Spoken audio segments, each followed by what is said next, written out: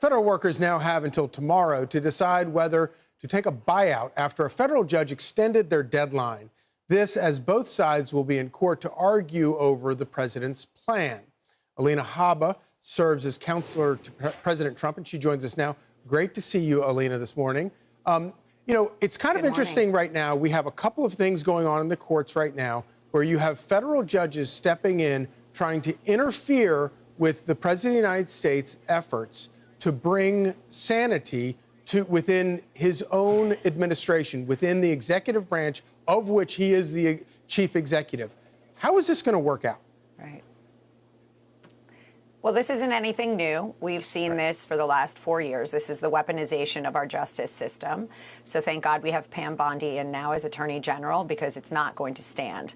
We did expect it. We understand that there are some very inappropriate, radical judges that are seeing this as a platform to elevate themselves and get a headline.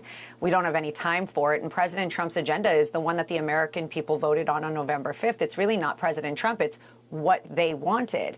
And that's the way our country works. It's a republic. That's how it goes.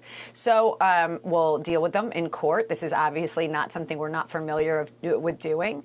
And there will be repercussions, frankly, for those that try and go after President Trump's orders, for those people that are trying to step in his way and his agenda, which is the American people's agenda.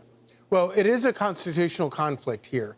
And it kind of amazes me that more people don't see it, especially Democrats who complain that, say, Elon Musk is not elected, when, of course, these federal judges are certainly not elected. And the only one who is elected is President Trump, who is trying to do what he was elected to do. Do you see this going all the way to the high court, or do you see this as something that will get settled before that point? It should be settled before that, but they're relentless and they're desperate, as we've seen. And as you pointedly said, there's something called the separation of powers. There's something called the government's, has different departments. He is the executive branch of the government, the leader of the free world, and this is the way it's supposed to go. But again, like I said, this is a weaponization that was created under the Biden administration. We're seeing them cry and scream, and they need to adjust to reality. And they're having a hard time with that. But we're going to have to fight it. We know that. We're ready for it. And when these decisions were made, they were vetted. They went through White House counsel's office. They went through all the right elements of our administration to make sure that they will withstand any challenges that we get from radical left.